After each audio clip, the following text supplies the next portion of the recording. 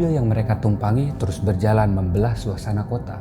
Pei mulai bingung karena sejak masuk tadi tidak ada obrolan yang keluar. Mereka semua hanya diam. Bahkan anak kecil di sampingnya Pei juga diam. Pei memperhatikan mereka lagi. Kali ini barulah Pei menyadari wajah mereka yang pucat. Aneh nih orang-orang. Perasaan Pei mendadak tidak tenang. Pei juga ngerasa mobil itu jalannya cukup lambat.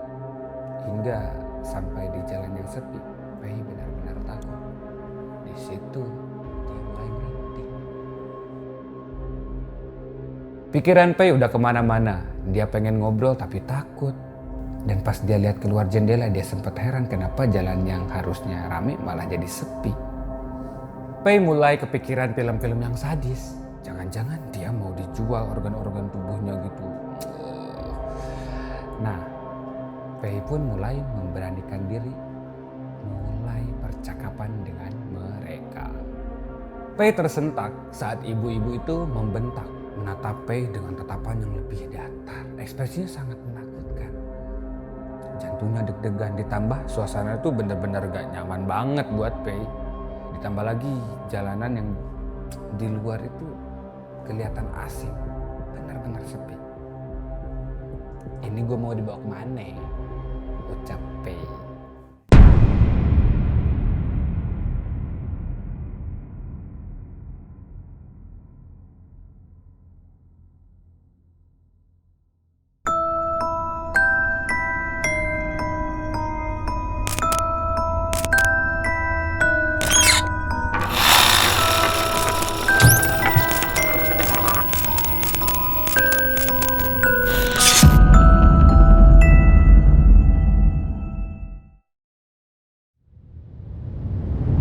Guys, ketemu lagi bersama gua Rangga Arya di Bunga Kantil Channel. Nah guys, sebentar lagi kan lebaran nih. Gak kerasa ya, puasa udah mau habis nih. Udah mau selesai. Baru kayak kemarin aja gitu puasa. Tapi sekarang udah mau lebaran. Biasanya kalau mau lebaran nih, pada mudik nih. Kalian mudik gak sih? Pada mudik gak? Mau mudik enggak? Tapi barengan tuh. Oke, nah ngomongin soal mudik, kali ini ada cerita dari salah satu narasumber yang ternyata sempat mudik bareng hantu. Gimana? Oke, sebelum masuk ke ceritanya, jangan lupa subscribe, like, komen, dan juga share. Follow juga IG dan juga TikTok untuk mendapatkan informasi menarik lainnya. Langsung aja kita ke ceritanya.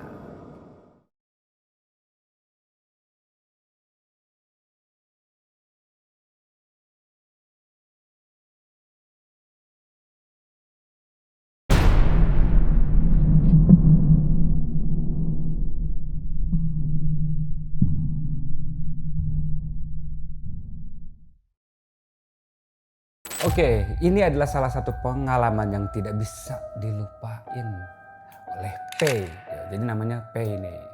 Dimana kejadian ini terjadi di tahun 2016 silam. Pei itu seorang cewek, wanita karir. Umurnya 25 tahunan lah. Merantau ke Jakarta urusan kerja. Ya dia kerja di Jakarta nih. Jadi si Pei ini ngekos di ibu kota dan gak baru-baru amat sih tinggal di Jakarta. Karena sebentar lagi lebaran nih. Maka waktunya Pei pulang kampung. Kebetulan nih di kantor si Pei udah dapet libur seminggu berarti sebelum lebaran tuh. Mantep lah. Pei menyiapkan semuanya, dia membereskan kamar kosnya, terus menata perlengkapannya. Dia gak sabar pengen segera pulang. Udah lama gak pulang, kangen suasana rumah. Kangen orang tua, kangen teman, dan pengen kumpul bareng dengan keluarga besar. Pei bahkan sampai netesin air mata saking kangennya, saking rindunya. Dia jadi kebayang betapa bahagianya bisa pulang, terus ketemu sama ibunya. Bu, Pei pulang besok ya. Dia ngirim pesan itu ke ibunya. Tapi sayang, Pei gak tahu bakal ada kejadian yang menimpanya.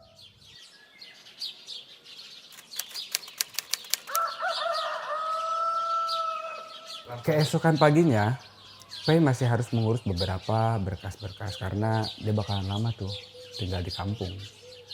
Ya dia kasih notes gitulah ke berkas-berkasnya. Biar kalau masuk kantor itu dia nggak lupa gitu karena libur lama ya.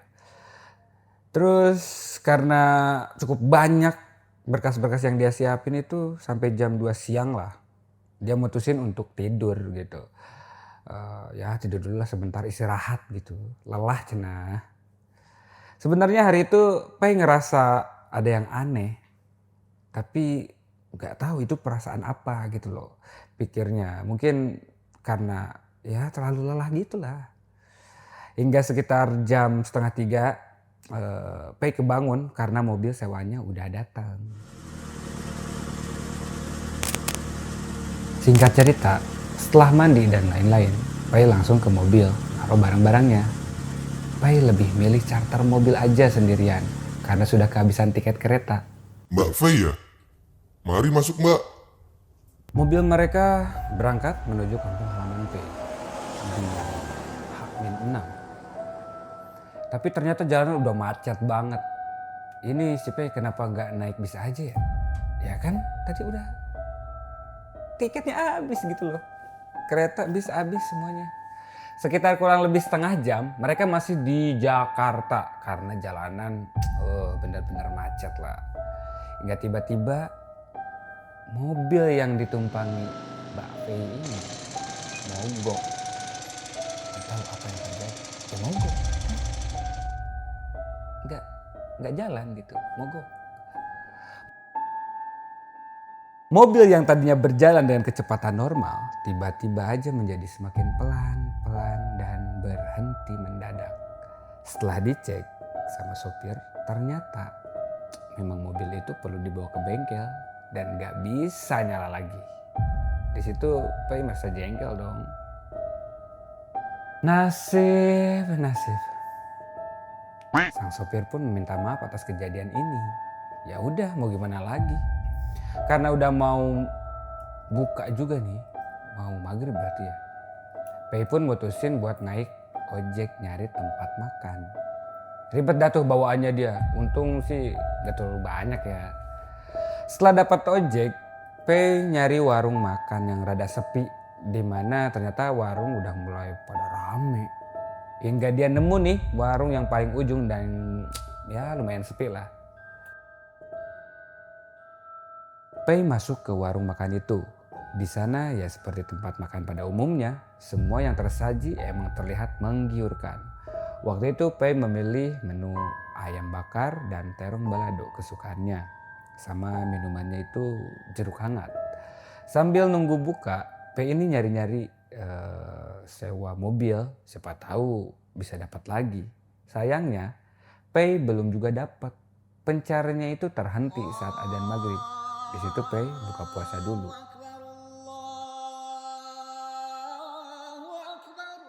Setelah buka puasa, barulah Pei ini nyari-nyari lagi.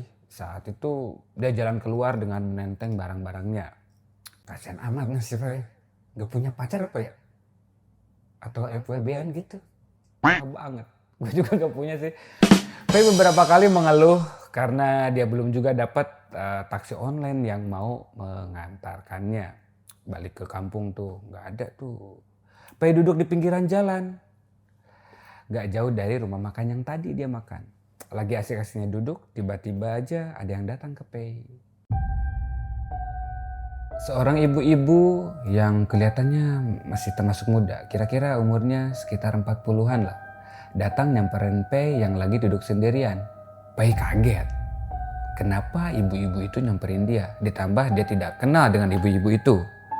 Akhirnya Pei ngobrol sama ibu-ibu itu.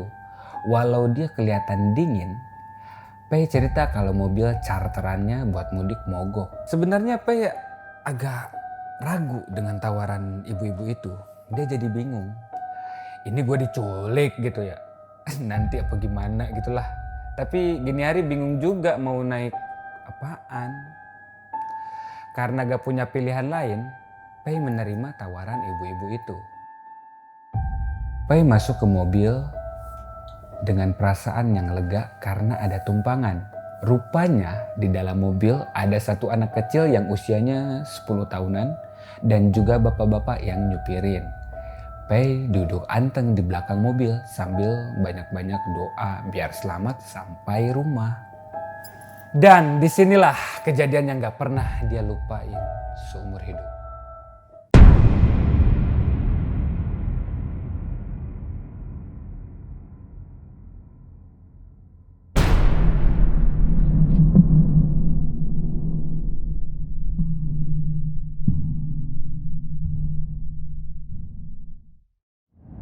Mobil yang mereka tumpangi terus berjalan membelah suasana kota.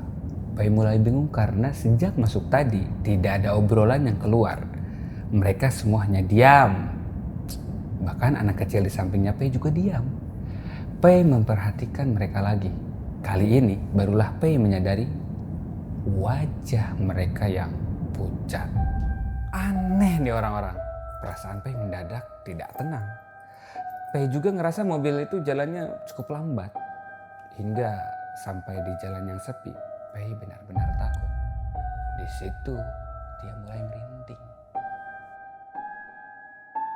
Pikiran Pei udah kemana-mana. Dia pengen ngobrol tapi takut. Dan pas dia lihat keluar jendela dia sempat heran kenapa jalan yang harusnya rame malah jadi sepi. Pei mulai kepikiran film-film yang sadis. Jangan-jangan dia mau dijual organ-organ tubuhnya gitu.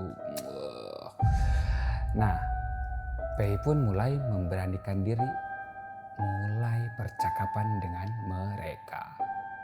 Pei tersentak saat ibu-ibu itu membentak, menatap Pei dengan tatapan yang lebih datar. Ekspresinya sangat menakutkan.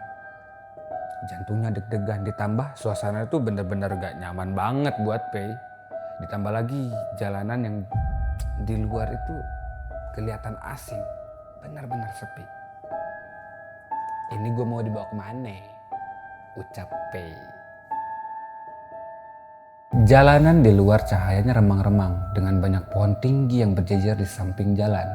Gak ada satupun kendaraan yang lewat saat itu. Dan di tengah kebingungan, Pei gak sengaja lihat di mobil itu ada koran terbitan tahun 2000. Waduh, makin panik lah dia di situ. Pei mikir jangan-jangan dia ada di dunia lain apa gimana gitu. Saking ketakutannya, satu tetesan air mata pun Pei keluar tuh. Trap. Hingga tiba-tiba ada sebuah suara dari Pak Sopir yang membuat Pei kaget. Kalau mau selamat, diam aja. Gak usah banyak tanya. Ucapan supir itu benar-benar horor. Bahkan lebih serem dari ibu-ibu yang tadi. Nada bicaranya pun sangat tegas. Pei juga gak tahu ya ini supir atau suami si ibu-ibu ini nih. Pei hanya bisa berdoa dalam hati agar dia dapat selamat.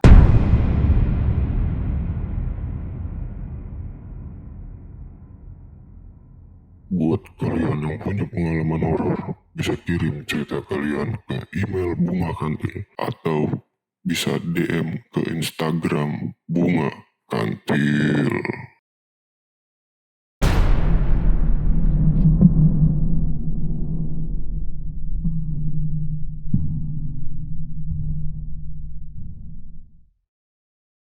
Dan pas Pei perhatiin lagi tuh bocil, wajahnya juga pucat gitu, bibirnya kering.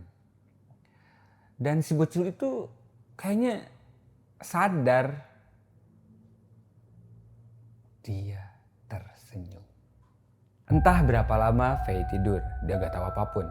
Hingga dia dibangunin oleh ibu-ibu tadi yang bilang mereka harus istirahat.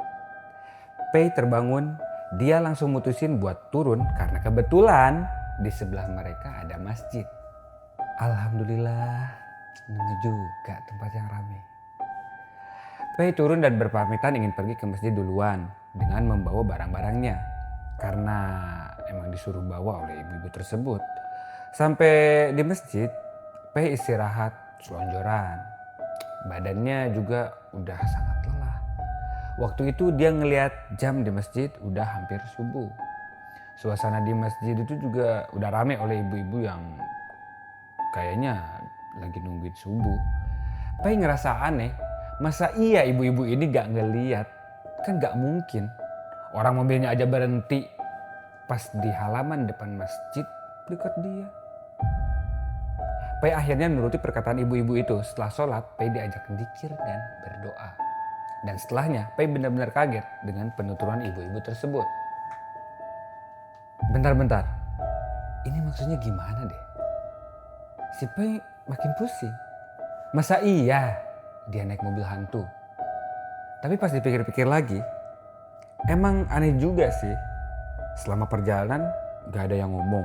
Terus juga Pei gak tahu lewat mana.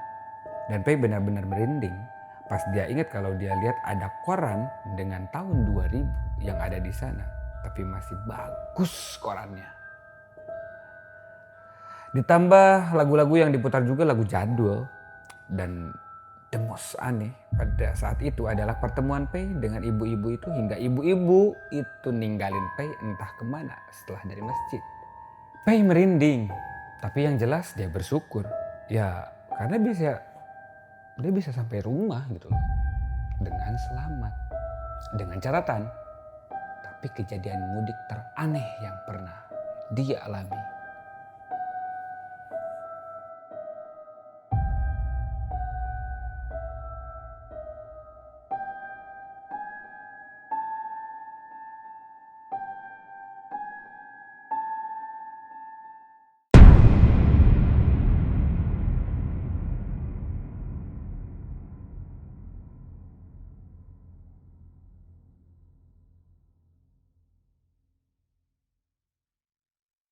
Oke guys, itu tadi adalah cerita dari Pei ya. Gimana menurut kalian? Apakah kalian juga pernah ngalamin mudik barang hantu? Tapi gak tahu juga ya, ibu-ibu dari masjid itu juga misterius. Kok tiba-tiba nyamperin si Pei terus bilang kayak gitu. Seakan-akan pengen bilang kalau Pei itu mudik barang hantu. Karena kan yang kita pernah tahu itu ada bus hantu ya, ada kereta hantu lah. Ini juga gue baru dengar ada mudik barang hantu. Cuman ya kita harus hati-hati juga ya kalau sama orang yang baru dikenal. Jangan gampang percaya, takutnya ada niatan jahat dari mereka ya guys. Kesimpulan cerita ini gue balikin lagi ke kalian. Gimana? Apa jangan-jangan setannya juga ikut mudik kali ini? Yang mudik hati-hati di jalan, semoga selamat sampai tujuan. Utamakan keselamatan, jangan kecepatan. Halo, gua Rangga Arya dari Bunga Kantil Channel. Mewakili teman-teman yang bertugas di sini. Ada Pak Prod, ada Pak Sutradara. Selamat Hari Raya Idul Fitri. Minal aidin wal faizin. Mohon maaf lahir dan batin. THR-nya dong guys. Oke, cukup sekian dulu cerita gue kali ini. Gua Rangga Arya pamit. Tetap di Bunga Kantil Channel. Udah. Bu, Pei pulang besok ya. Tapi sayang, Pei gak tahu bakal ada sebuah kejadian yang menimpanya. Dia mengirim pesan ke ibunya. Oh, Baca. kirain ada tetek gitu. Oke.